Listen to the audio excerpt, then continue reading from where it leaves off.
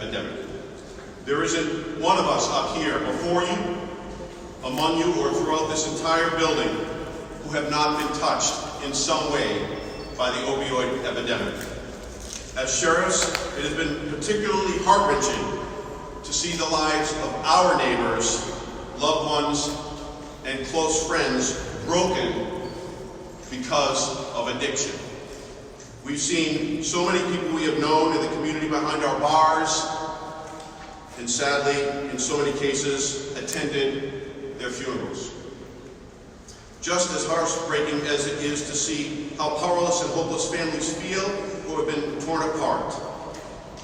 We are losing recently released individuals from prisons and houses of corrections to deadly overdoses at a frightening rate.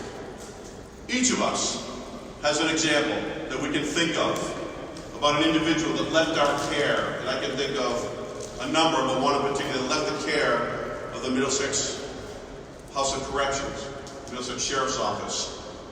A good man that was participating in a lot of the programming, but didn't want to participate in our medication-assisted treatment program.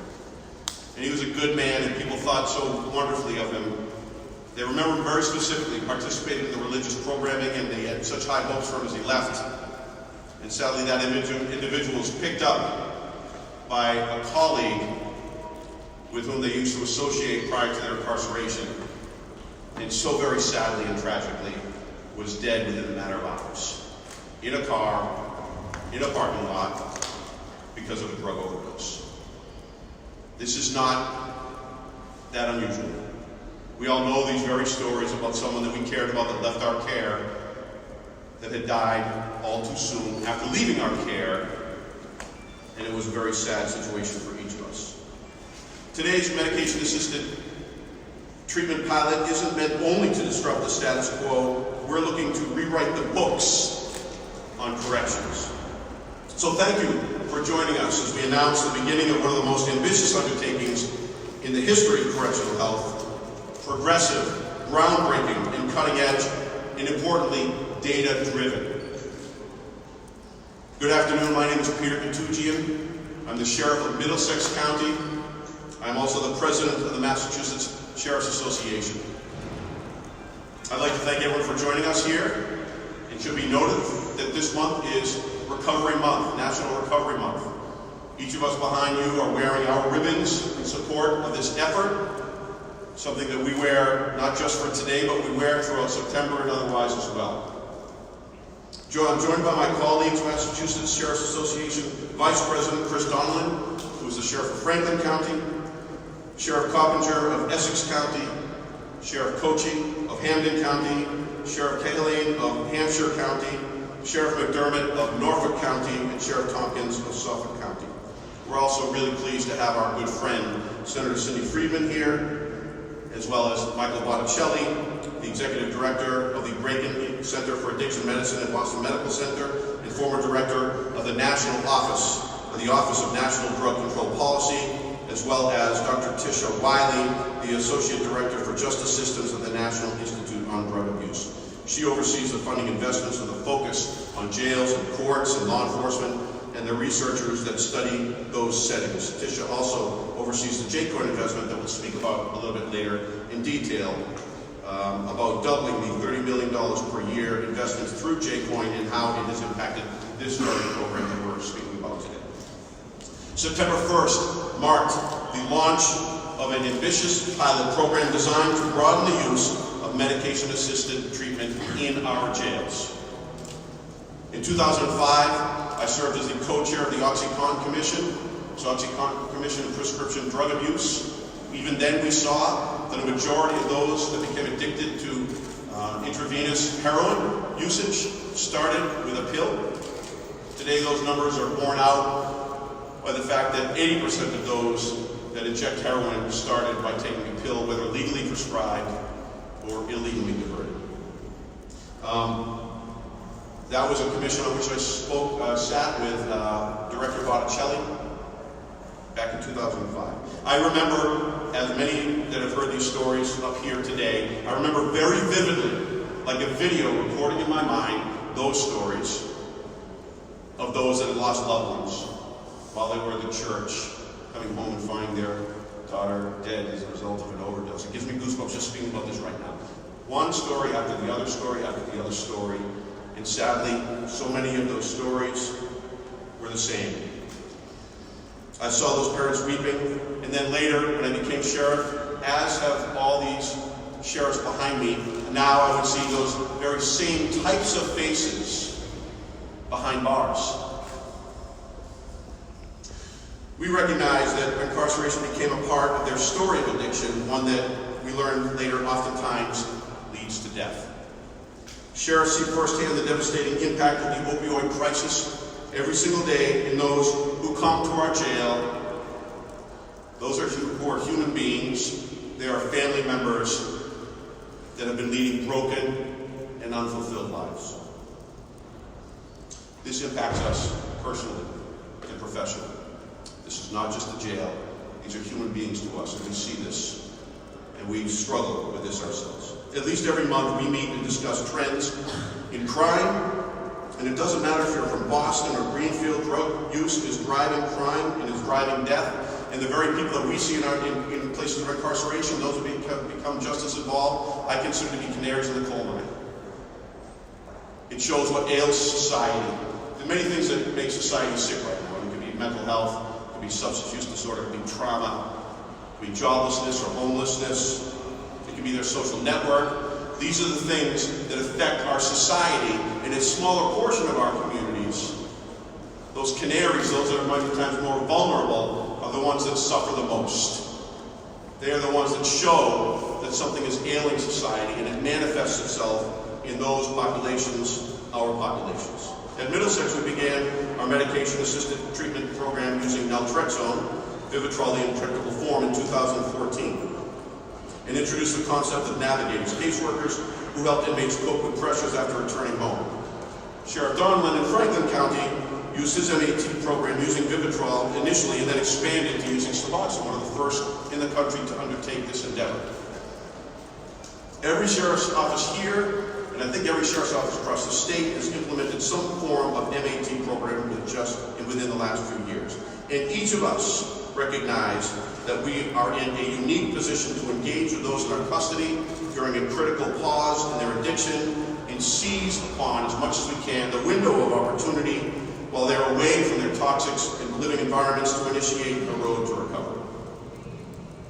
The importance of these programs can be shown through data. We just don't have to believe what people say. We can show this through data. In Middlesex, we've been tracking data vigorously since 2015. We are making significant strides. By the way, when I say this about Middlesex, I'm showing that we are serious about this as professionals. Not because our program is any better or different than any other program, but to show that we are serious as professionals in this endeavor. This is not something that we are coming too late.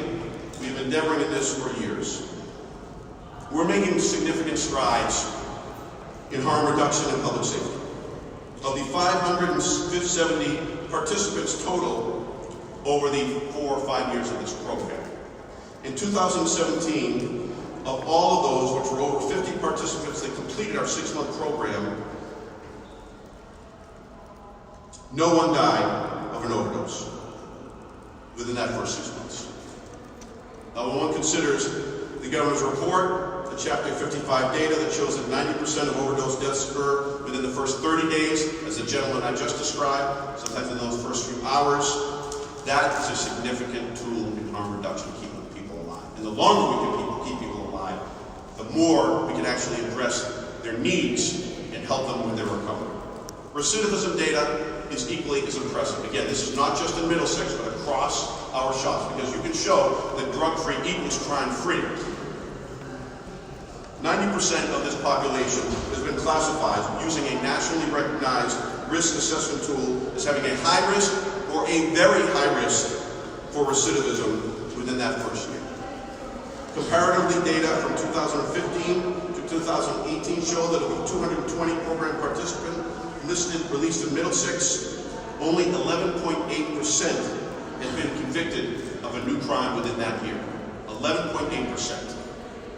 For those of you that know anything about recidivism data, that is a stunning number, and yet it makes such common sense. Drug-free equals crime-free. Given the results we saw in our initial programs and other sheriffs were doing in their programs, we all wanted to do more, and our partnership with the legislature and with the administration has allowed us to do so. We saw this as an opportunity to work with our partners to bring more to the communities we serve, because we knew there was more that needed to be done. And we could not have accomplished this. We also recognized we couldn't have done this individually, each of our offices trying to do its own program, but that we needed to collectively work together to maximize synergies, to build consensus, and create uniformity. And so our partnership in this has allowed us to do much more than any of us individually could possibly have achieved. This is what we are doing now.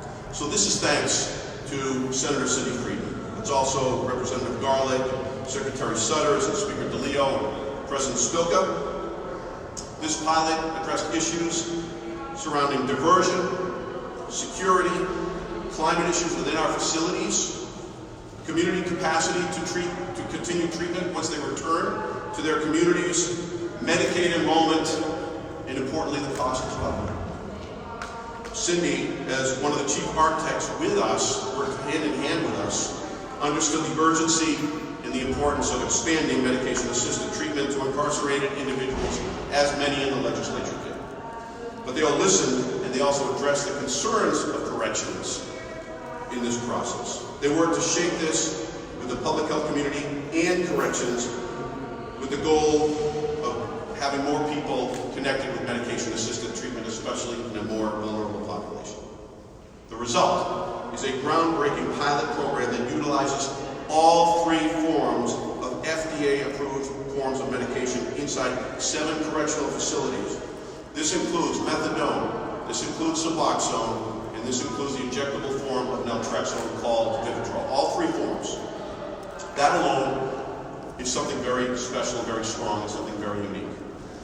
It represents a broad geographic swath of the Commonwealth, from Boston to Beverly to Brookline, and Belchertown and Brimfield in the west.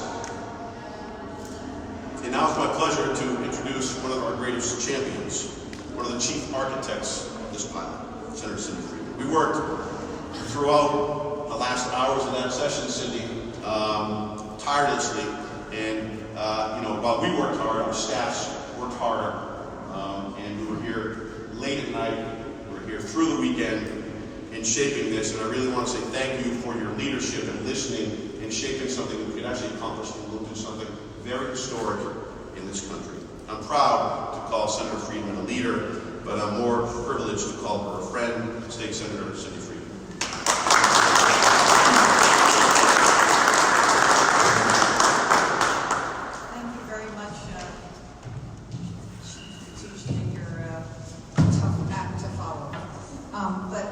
So happy to be here today for the launch of the MAT House of Corrections program, and I want to really thank Peter and the Sheriff's Association for their partnership with the state of pursuing this very important initiative.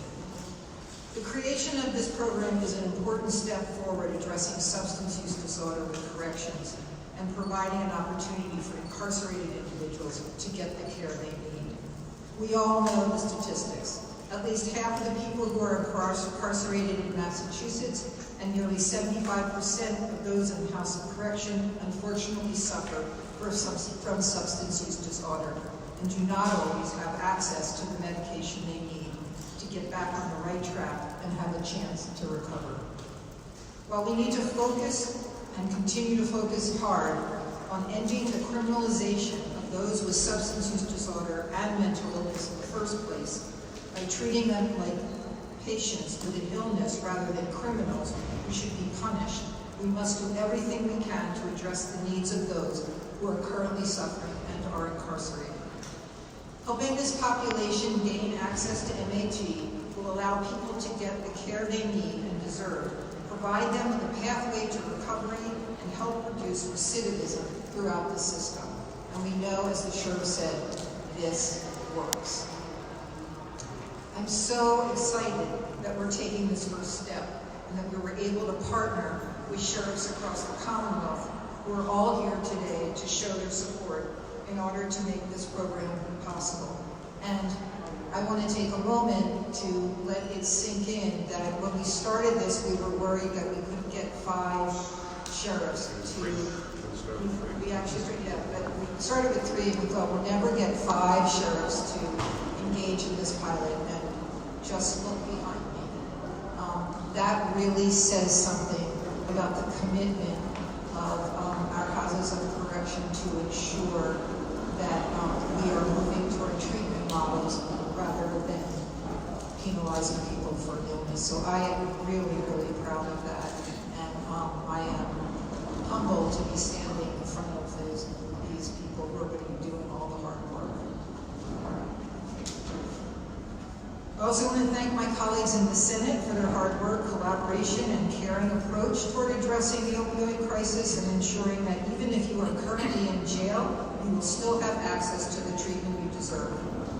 I also want to thank the Association for Behavioral Health Care for playing an enormous role in moving the initiative forward and for providing expert advice and feedback throughout the process of developing this legislation.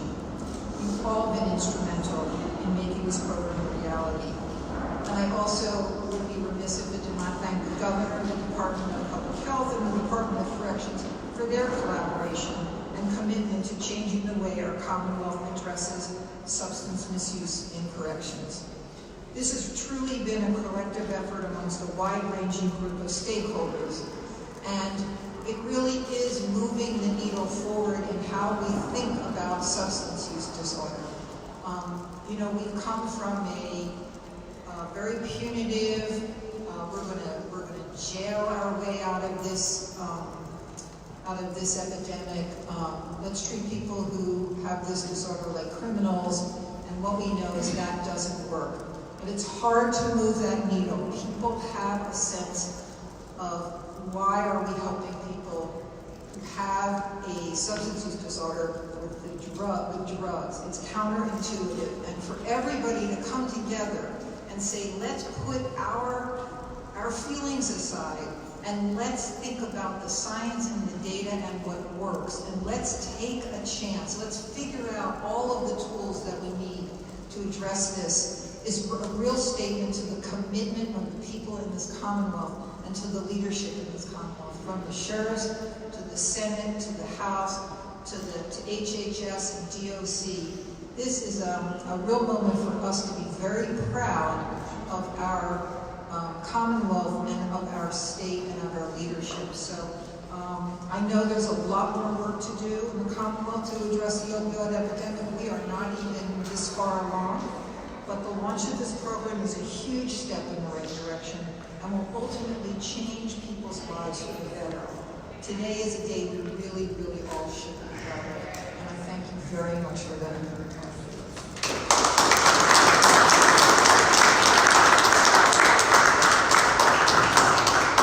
Thank you, Cindy. And one other group that did help in Advocates for Human Association of Behavioral Health, but also Advocates for Human Potential also participated in helping us along with this too. So I want to make sure we remember them too. Now, many may not be aware, but sheriffs have been leading in this area for many years. And one of those great leaders is behind me here, Franklin County Sheriff-Department. Chris's program has provided many of us with a roadmap as we have begun this expansion. Chris is here today as Vice President of the Massachusetts Sheriff's Association and can speak to the unique issues to the Western Mass Sheriffs and their collaborative initiatives as well, who despite different populations, geographies, and resources have the very same issues as those of us on the eastern part of the state. Chris has been an incredible leader. I've known him since our days in the legislature, but he has been an incredible leader as a sheriff, facing a very dire situation in Franklin County. Nothing short of a very dire situation in Franklin County. He addressed this head on. Many sheriffs or leaders, quite honestly, in Chris's shoes would have said, we can't possibly deal with this situation. We're too small an operation. We don't have the resources. We don't have the capacity inside our facility or in our communities, and the cost would be too much. Sheriff Donlin did not say that. Sheriff Donlin saw the need, and he dove right in. It's my pleasure to introduce Sheriff Chris Donlin.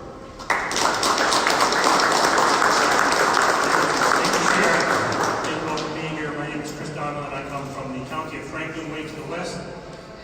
And Sheriff Cocchi did a great job of covering our statewide work effort and collaboration. I want to drill down a little bit into specifically some of the things that we're working on in Western Massachusetts as the 4 Western sheriffs do this work. Regionally, we have worked to enhance our substance abuse treatment programs, mental health services, and we have led in the implementation of Suboxone treatment in correctional settings. Franklin County began medically assisted treatment in 2016 with Suboxone being distributed in our facility for those who qualify. Hampshire County began its MAP program in January, as did the Hampden-County-Sheriffs Office.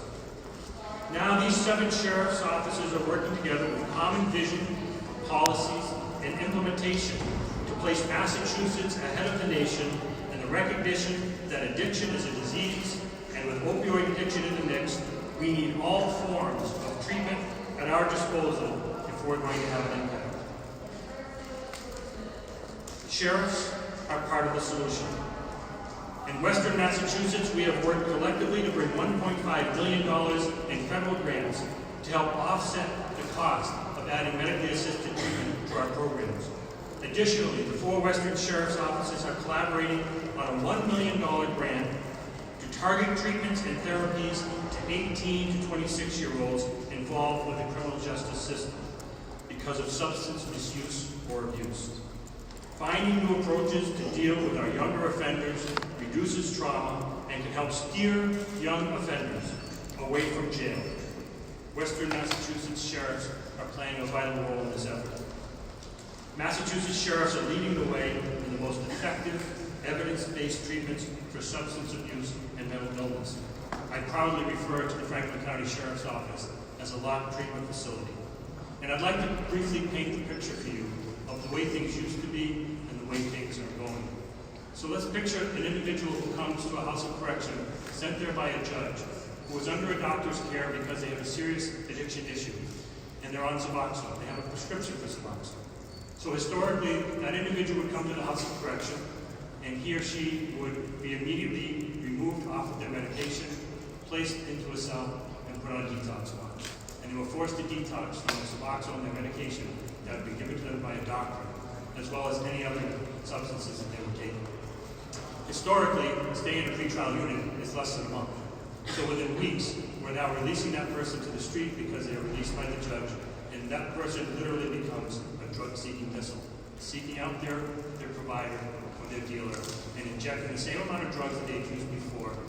Therein comes the overdose and the potential death. Fast forward to today. Those people come to the House of Correction with a prescription. We maintain that prescription. They get a medical evaluation, they get a clinical evaluation, and they stay on their Suboxone. When their time has come to be released, they are met with a post-release counselor in many instances. They leave with a prescription, they leave with a doctor's appointment, and they leave a much better, more stable person.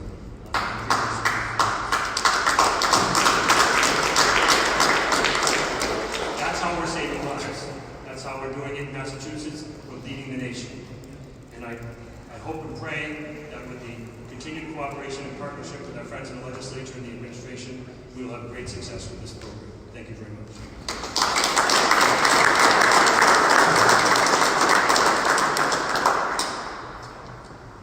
While introducing all 3 forms of medication-assisted treatment in our facilities, while at the same time collecting vast amounts of data to assess efficacy, is a significant step forward for us, especially in light of the fact that this really hasn't been done anywhere before. The community coordination component is the linchpin to this pilot's success. Ensuring community-based resources that they exist for long-term, post-release continuity of care is essential. While sheriffs have and will continue to play an important role, we cannot solve this problem alone. It is our hope that this pilot will not only help us identify systems and processes that can be replicated, but also align us closer with our community health providers to ensure a quality continuum of care, as has been done in a number of the programs that exist now. Through the Break-In Center at Boston Medical Center, Michael Botticelli and the team at BMC have been working with Sheriff Steve Tompkins and served as a model of collaboration. Michael has been a pioneer in this field and has made this his life's work. I came to know Michael nearly 15 years ago when we served on that state's OxyContin Commission, OxyContin Prescription Drug Abuse Commission I mentioned. And I know he remembers our hearings from around the state. We issued a report. We had 7 folks in that. That was a pretty great experience. And sadly, the lessons we learned there are still as relevant today, and so many still underground studies, right? Illustration of that point is, in 2005, we had about 570 overdose deaths as a result of opioids.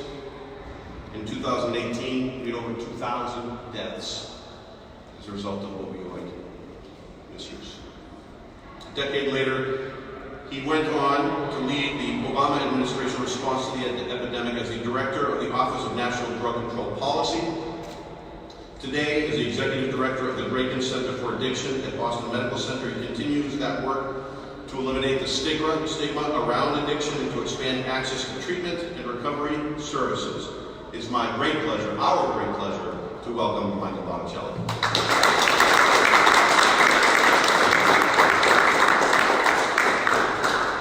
Good afternoon, everybody. It's really my distinct pleasure to be here, and I want to echo Sheriff Contusion's shout out to National Recovery Month. I think, unfortunately, the narrative of this epidemic is often mired in tragedy and overdose, and not enough on the fact that people can and do better and get better and then go on to live long and productive lives. So really thank you for all of the work that you're doing. I really want to thank Sheriff Contusion and the leadership of the sheriffs behind me. I think for too long we have relied on opinion and myth and misunderstanding to guide our programs and our policies. And unfortunately and tragically, that has meant that many of our jails and prisons have become our de facto treatment programs.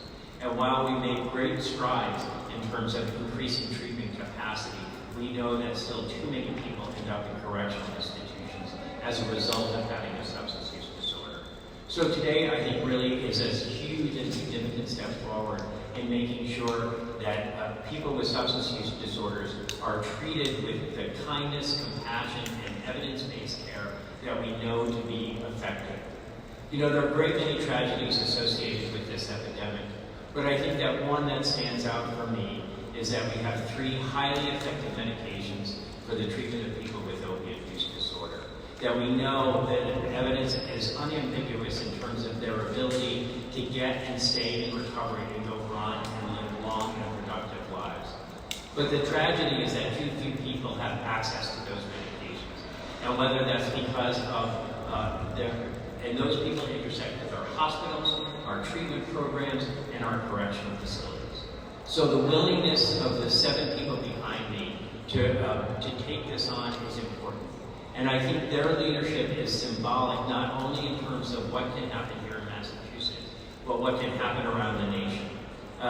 Sheriff Contusion, I remember when he started his program in Middlesex County, and we actually brought him down to the White House, and Tish was there as well, to try to inspire other correctional leaderships around the country to say that this can be done. And so I'm very proud to be here today to really support the work that they're doing and to make sure that we acknowledge their leadership in this issue. Lastly, Sheriff Contusion talked about the role that community-based resources play.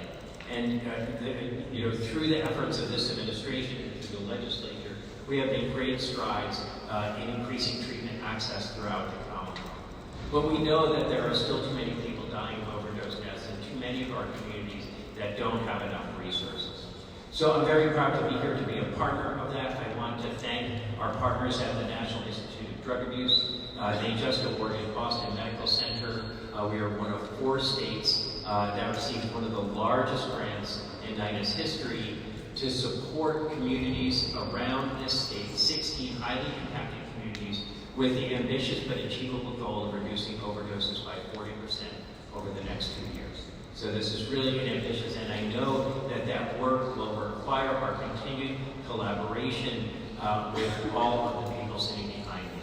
You know, Sheriff Tompkins is right over here. And if you haven't been to Boston Medical Center, Suffolk County literally sits right across the street. And I always think our collaborative goal is how do we get his people over to our place and make sure that they get the continuity of care that starts behind the walls and then they're supported within the community. So I think I really want to thank you all for your leadership on this issue. Again, this is a huge and significant step forward in terms of our ability to not just reduce overdose deaths, but make sure that people have long, fulfilling, and productive lives. So thank you very much.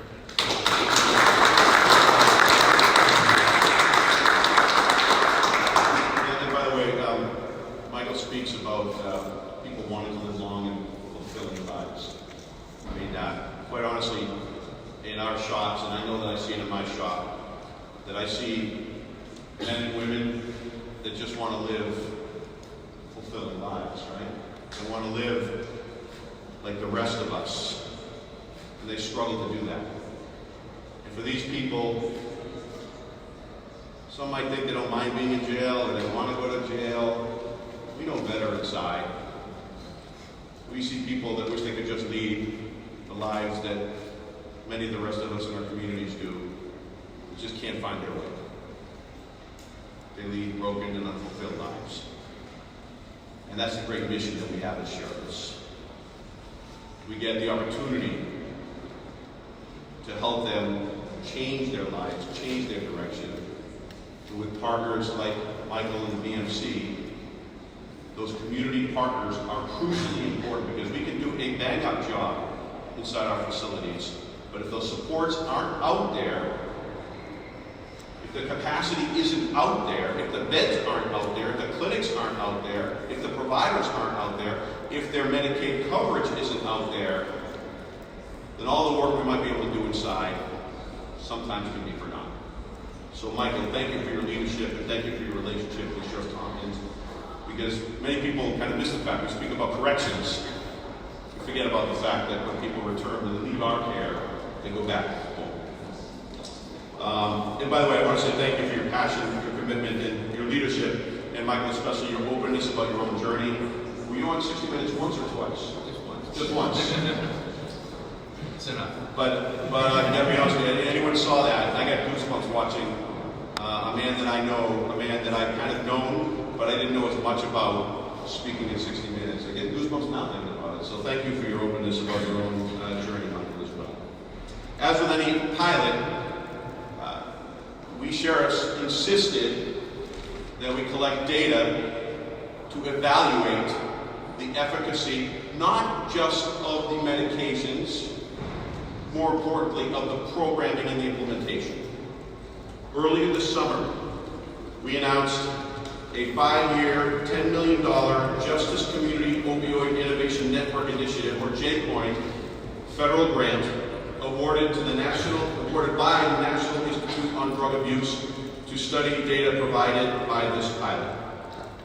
Working with us is Dr. Peter Friedman of Bay State, and Tish going to remind me of the other physician, Liz Evans out of UMass Medical as well.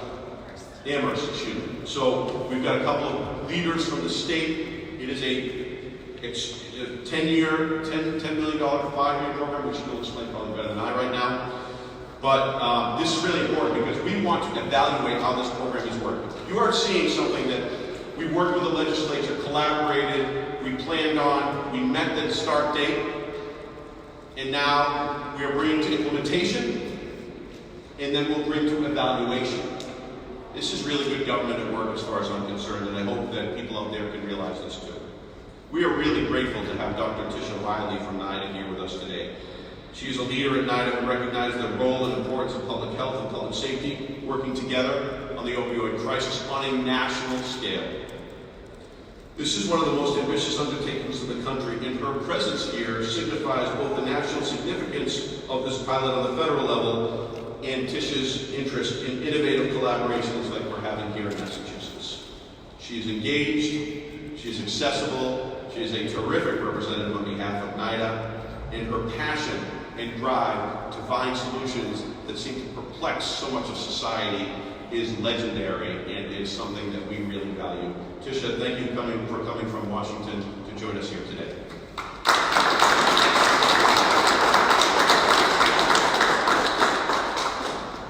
Thank you so much for the invitation to join you all today. This is it's an honor for me to be here. It's really exciting to see this. So, as Sheriff Patricia mentioned, I am the Associate Director for Justice Systems at NIDA and the Chief of the Services Research Branch.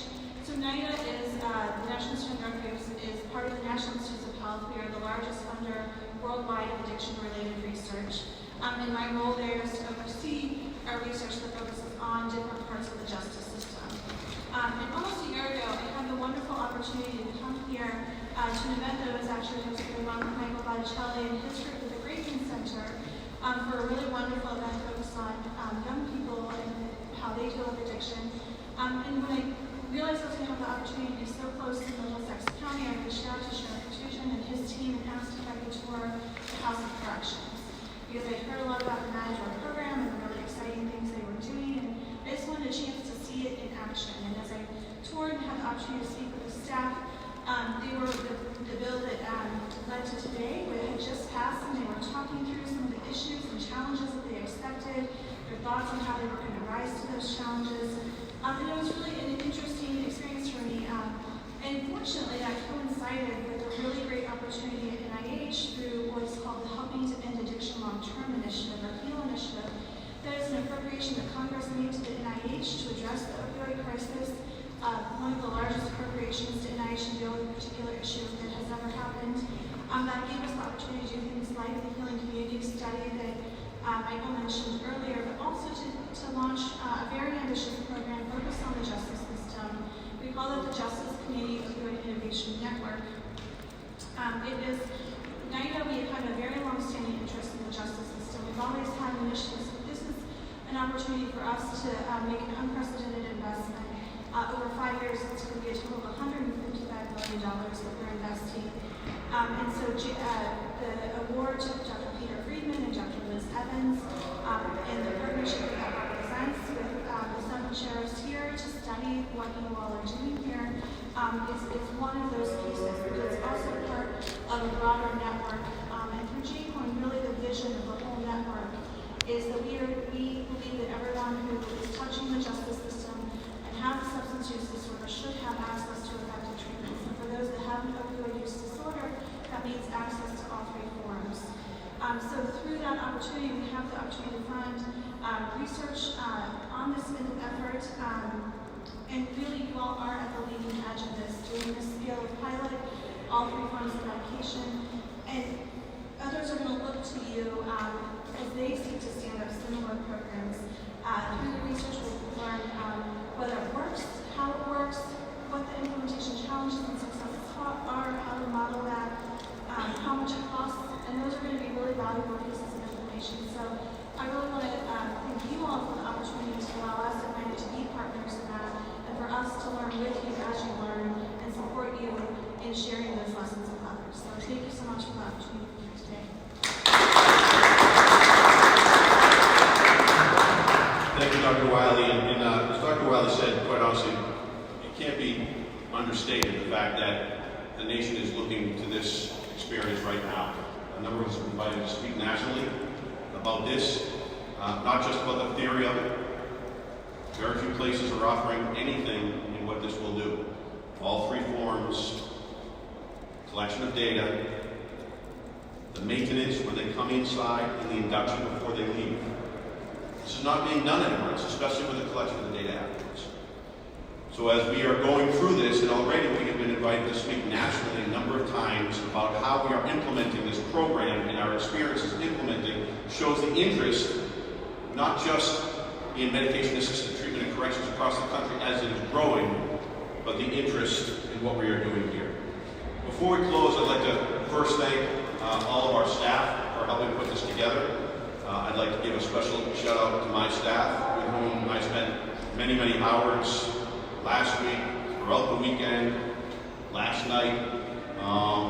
They work tirelessly to pull this together. I am very lucky, as each of us are, to have talented people around us that allow us to do incredible things. Our commitment is so great that Kevin Macchioli, many of the press might know, was actually on his way out late last night as he left the office to stop by Marian's Fabrics in order to get purple ribbon with safety pins, because we couldn't locate any of the ribbons exhibiting that we are supportive of Recovery Month. Kevin Macchioli was going to get some purple ribbons, some safety pins, and go back to his little children and see if they couldn't hurt themselves, what they were willing to sacrifice for the Sheriffs of Recovery Month, right? That's the type of people that we have on our staffs, and I am fortunate to have. I want to give also one other update. As we have been in this program for, what's today's date now? The 5th? So now 5 days. Already we have about 100 individuals that are participating in the maintenance portion of this. Each one is new. Starts to be more easy with Suboxone, but as we step into the methadone, it's a new step, more complicated, right? But we're all accommodating this. What's also exciting is that we're in the very beginning stages of connecting with those as they are preparing to leave in sentence population, for them to consider whether they want to be induced on some medication-assisted treatment as they leave, whether that be methadone, Suboxone, or Vivitrol, in conjunction with a qualified addiction specialist. By the way, each of these decisions is made in conjunction with a qualified addiction specialist. In closing, I just want to say that we sheriffs know better than anyone that we cannot arrest or incarcerate our way out of opioid use disorder. We know that we need to treat addiction. And while every sheriff in Massachusetts is proud of the programs that they run in their facilities, I'm particularly proud of the programs we run in Middlesex, we all know that you shouldn't have to come to jail to get good programming. You should be able to get that programming so that you don't have to come to jail in the first place. And by the way, if you do end up coming to our facilities, you should be getting that programming as you leave, so you don't have to run the risk of coming back to us again. We all know that we want to keep their families and loved ones happy. We want to keep the individuals in our care healthy and strong, with the goal of returning them back home stronger and better than when they came to us. We view this as our duty, our responsibility, our mission, and I think it can speak for all of us here, not only as our vocation, but our avocation. We also know that our communities must have the resources in order to keep our neighbors and loved ones out of jail, and more importantly, alive. Thank you very much for attending today. We're open for questions, should there be any, and at this point, any of the sheriffs or the other participants in this are invited to speak or to address any questions that you might have. Yes, please. Could you tell us how much it costs to pull this off, and what kind of methadone, the logistics of methadone especially, are very difficult. So could you describe some of the physical plant changes that had to be made, and what was involved in making this product? I'll give a very brief thumbnail, and I think perhaps Sheriff Donlan, who actually has a licensed clinic, perhaps Sheriff Cochran, who has some expenses with yours, and others want to speak. So there's a few different ways we can address the methadone issue. We have to become, opioid treatment providers, so to speak, in these facilities, right? So this is one of the more difficult. So Suboxone is a little more easy. We can deliver it in the jail. We can pass it out through our med passes. Security is always an issue. Cost can always be an issue, but it's more manageable. Methadone is very different. Much more highly regulated by the federal government, the EPA. There are many different ways that you can deliver this. You can bring a mobile unit to our facility to deliver. You can bring the individuals in our facilities out to the clinics.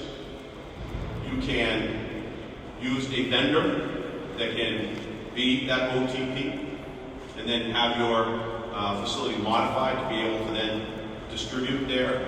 Or quite honestly, you can actually become a clinic, which Sheriff Donlan has gone through a really rigorous process. Honestly, I'd rather just hire a vendor that can do this than have to go through what Sheriff Donlan went through with his staff. That was really rigorous. So it's all those forms. In Middlesex, we use WellPath, we use Acadia. They are the vendors that we use in order to deliver these services. We are having to go through some significant construction. I don't have the estimates. Do we have the estimates at all, what that might cost? I know that some of our sheriffs have those already, but should there be any need, we can always provide those right now. What's the construction for, though? Can you give me any more? Kevin, do you want to address this? If you want to do something specific for the vendor part, maybe Chris, you can speak about the specific part. What we did in Essex County, keep in mind we have one of the largest jail populations in the Commonwealth, but because of the security issues and the related logistical issues, we did partner. First of all, our healthcare is vended out. We have a company called WellPath that does all the healthcare for us overall. They subcontracted with a vendor called Acadia, which is based out of Lawrence, so they're providing all the methadone and the Suboxone for us, as well as the Livitrol. And because of the DEA regulations, we took our old print shop within our Middleton facility and converted it into a dispensary. Again, following the law, in particular the DEA regulations, which again are highly restricted. The cost on that is a little over $600,000. Now, estimated costs, when you include the WellPath medical costs, the Acadia treatment costs, as well as our own counselors and security staff, is approximately $2.6 million per year for us up in Essex County. I would just say that Franklin County took the unusual step of becoming a total provider, simply because the realities of being in rural Massachusetts. We've had people on methadone in our facility. We had to drive them as far as Springfield, some 40, 50 miles away to get to their dose. So initially we thought, this isn't a big deal, we'll just make this application. Well, 54 weeks later, in about a 90-page application and jumping through incredible hoops, we finally got approval for this, and we started the distribution just this past week. So, Chris, knowing what you now know about that process, would you have taken it at the beginning? Maybe not, but my hope is that it's easier for any call. A lot of this construction has to be done for security reasons. It's a very intricate. Our costs are about $200,000 to modify our facility. It should be noted that one of the things we had a lot of concerns about was cost as sheriffs, because this is a big leap, and it could be potentially very costly. And if you took Chris's numbers of those that he was treating, and then you go to some of the larger shops, that could be extremely a large cohort of individuals that would participate in this. When you consider the resources for security that are necessary, so there's no diversion inside the facilities, all the other vendor costs, it could be expensive. The state has set aside about $10 million, as you probably know, police. There has been the assurance that there's a lot of federal monies coming through grants, which we do know that is. The concern is that money has to be able to flow down to this program, and there could be a lot of opioid monies out there for federal programs, but they can't flow into a program like this, and so that's always a concern to us. So as we go through this, we'll be very resolute about keeping our costs under control, because we want to make this program work, but also understand what those costs are, so that we can, not just us for the future, but every other sheriff's office or prison around the country can understand exactly what they can expect, because no one's really done it like us before. So this is really important that we document all this and then report it out as well. Of those 100 people you mentioned, are any of them on methadone? Yes. Yeah, so this is very loose right now, Felice, so I'm giving collective numbers, but yes, some of them are methadone. We don't have that yet. I mean, we just asked the guys if they were coming in, because there was over the weekend, and sort of how many do you have? So we just kind of put in that. It's about 100. There are a number of Suboxone. There's some methadone. There's been at least one individual. I don't want to cite the facility at this point that has decided that they didn't want. They were on a license, or they had a valid. I don't know if it was for Suboxone or methadone. I don't want to cite the county yet. But the individual said, I don't want to participate in the maintenance of that therapy, which I think is quite interesting. These are some of the data that we're hoping to collect as well. Could be a number of reasons for that, quite honestly. A lot of these individuals have been leading a life that's not all that great outside, even though they're taking their medications. A lot of them do other drugs while they're on those medications, and maybe it's just that they were sick and tired of being sick and tired. So this is going to be a lot of interesting stuff. How many people actually decide this to collect information we're going to collect? Not only how many people are maintaining, how many people are inducing, but how many people have refused. I think it'll be really interesting as well. Sheriff, what about some of the other counties that aren't represented here? Do you expect that they will come along after this data is provided to them? I do see a partisan split between the counties adopting it and not, as far as the sheriff's not complete.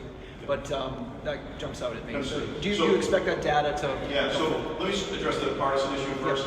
I mean, quite honestly, in our group, while you're always aware that someone is on one part or the other, but our decisions have never been made. We never split along Republican or Democratic lines. We just never do. We're really proud of our bipartisan work. This is one of those areas, by the way, whether in Massachusetts or you're in Washington, where partisanship really doesn't affect what you do, especially in these types of forums. I have participated in a number of the Brennan Institute, as well as the Coalition for Public Safety, which is a bipartisan, is funded both by the ACLU and the Koch brothers. And when you come to speak about medication-assisted treatment and other corrections reforms, it doesn't matter how conservative or progressive or Republican or Democrat, you're all on those same lines. We've never had a fight along partisan lines. So I want to dispel that initially first. Sure. Each of us comes from different districts. Some of us are worried about the capacity to be able to do this. They're still worried about the cost to be able to do this. So there are very valid concerns about this. We all have these very concerns, even as we're beginning this implementation. So don't think that we don't have these concerns. We have these very same concerns. We decided we wanted to take a lead. People should understand this is a pilot program. This is something that we are starting, and it started with Senator Freeman said, we were initially saying, hey, because it was going to be a struggle to get this going. We had a number of sheriffs that wanted to do this, but there was not the funding to be able to do this, right? So with this pilot program came funding. So that motivated a lot of us that wanted to do something, but Chris was getting funding for his program for grants, which is highly expensive, and you don't fund a program like these through grants. I mean, we've known many across the country that have used grant funding to fund these types of programs, and they all say it's a terrible way to do it. And so we were aware that that's not the way to go. And so having this dedicated money set aside was really important to us. But all of those sheriffs that have not been able to participate at this point, I think all of them are doing some form of medication-assisted treatment now anyway. So it might not be all three forms, but they're already doing medication-assisted treatment. And to a sheriff, I can assure you that not one says, I'm never doing that. To a sheriff, I will assure you that every single sheriff that is not initially participating in the pilot section, and again, it started with the ask for 3 sheriffs, then we got 5 sheriffs, and then it became 7 sheriffs, representing over 2/3 of the state. But I will assure you that all of those sheriffs that are not participating at this time have indicated they are eager to watch the results, to see how it's working, to learn the lessons we will learn probably more painfully by the time, and that they are interested in implementing if it shows that it has value, that it is effective, and that the programs have efficacy. So they are all on board should this, as we go through this. And I'm quite certain, I believe we can make this work. And as I believe we can make this work, I believe that, soon enough, I don't want to give a prediction of the date, but I believe all sheriffs will participate in this. They won't have to be forced to, they will just do it. How can you speak to what you've seen so far in the first days of the program in terms of inmates being interested in the program, taking it up, or unexpected challenges that you've So I don't want to take up all the questions because I've got my fellow sheriffs here. Is there anyone that wants to speak a little bit about some of the things that you have seen already in the implementation these first few days? Okay, so Sheriff-Cocchi of Hampden-County. So when we started, we kicked off and we went around individually, we were administering to 4 different facilities in Hampden-County. And I will say, and I think I was talking to the senator prior to coming up, that there's a great sense of relief on behalf of our offenders because those that come to us on a methadone script, on a Suboxone script, are having not to have that war of what is going to happen to me over my stay while incarcerated. So what we've seen, and I've heard from the offender population, is thank you for acknowledging and continuing the treatment that I was on prior to coming to you. And now, in response, what we say to them is, we're here for you, to walk with you, and we hope we can continue this as you get to the end of your time with us and have that soft community handoff back to the community where you can continue on your script of whichever 3 of the medications that you're on. So we've been met with great, let's just say, support from the offenders, acknowledging, saying, finally, we're getting the help that we need. I think here are a couple of interesting things that, like from our experience. We've already had a few Suboxone, then came a couple of methadone. What was really exciting, I think, is in fact we're already having those discussions with those that we're are preparing to leave in a certain period of time, and we know we can get through that programming with them.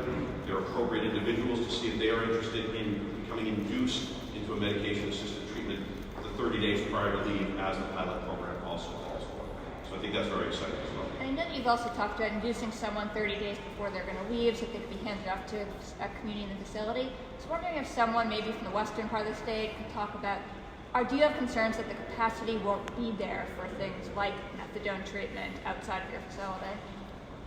The capacity for methadone has been a big concern in Franklin County because our one and only methadone clinic was capped out. The second provider currently being licensed, which will alleviate that problem. As far as Suboxone, recently Greenfield opened a community health center with new providers, all prescribers of Suboxone. So that the community has really stepped up to work with us on this to make sure that the supports are available in the community.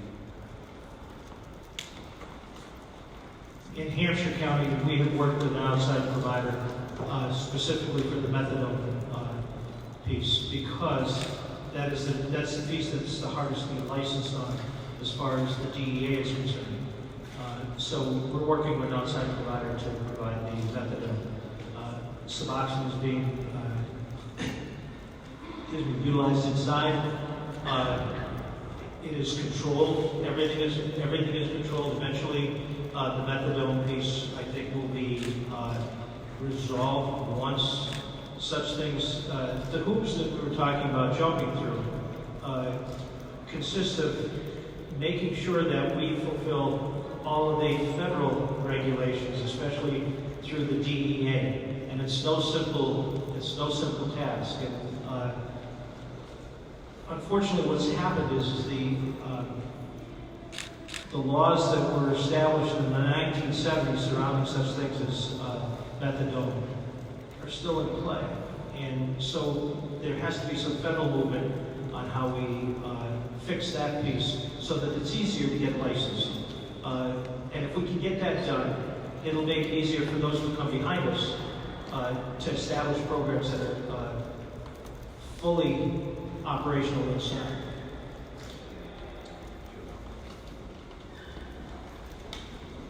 The concern that I have here is what happens after the individuals that we help leave our facilities.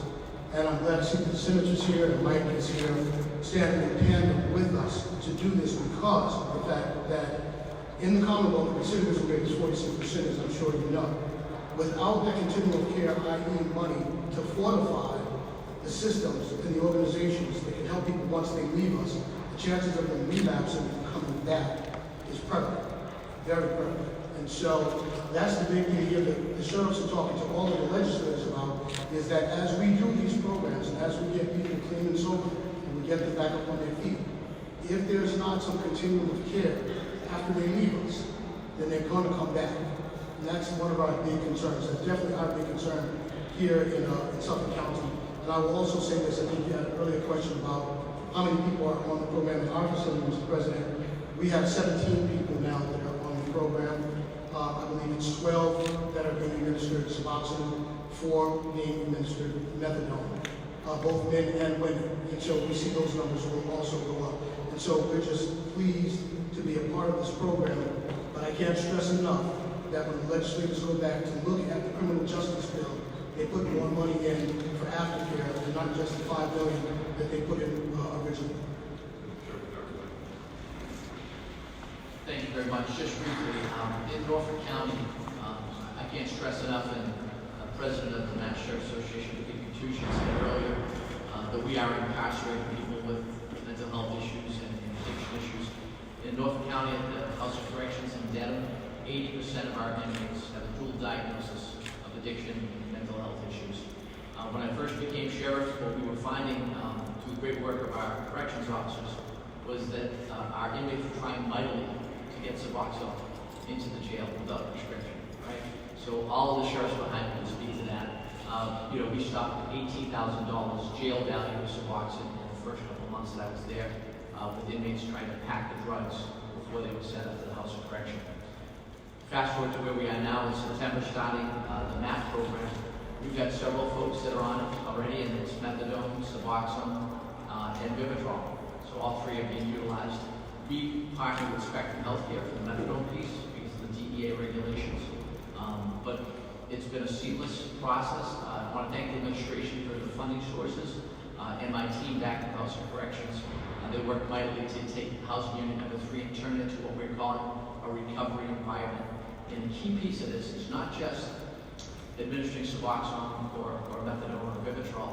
It's the education and programming that Sheriff Petrucci spoke about. We have these inmates in our care and custody for a very short window. On average, in the House of Corrections up in Norfolk County, you're talking less than 6 months. So in that window of opportunity, we're trying to fix broken people because they're returning to our communities.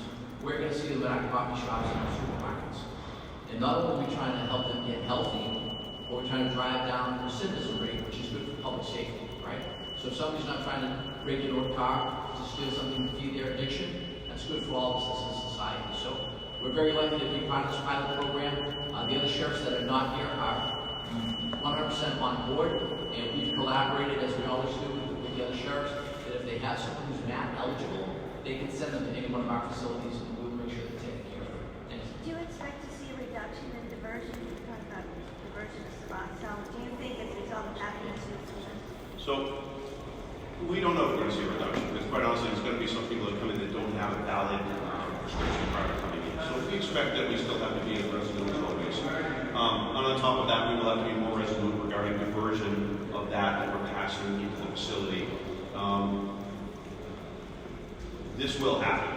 I mean, when people say, well, you solve the issue of diversion, no, we're just going to have to deal with it. We know it will happen. We know that it will be attended. We know that it will happen. It's just something that we are willing to accept as part of this new initiative. So our concerns about security have not changed at all. They're the same as they always were, but we want to move forward on this.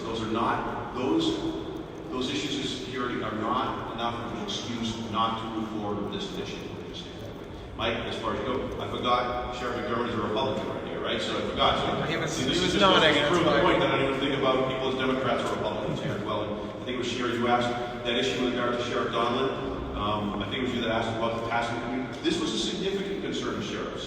When the first legislation came through, it was mandating that all sheriffs offer all 3 forms. And we knew that there was not capacity in communities, and it was frustrating when others sort of were going to push that was. We were pleased to see that we could actually move forward the way that we thought that we could build that capacity in communities. Because if you are mandated to offer all 3 forms, including methadone, and you maintain on that methadone, then you put someone out in your community on methadone, and you don't have capacity in that community for treatment for methadone, then you've got a significant problem. And those individuals are not likely to self-detox in an effort to get healthy, right?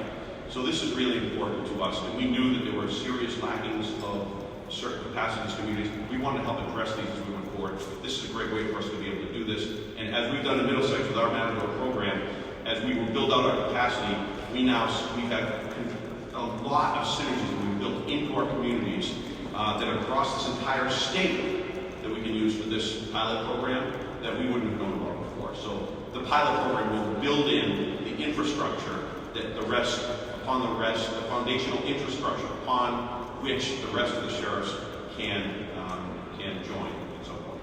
So I want to say thank you very much for your time. We're going to be up here for a couple more minutes. Once again, thank you to the sheriffs, our speakers, and special thanks to my staff as well. Thank you, everyone.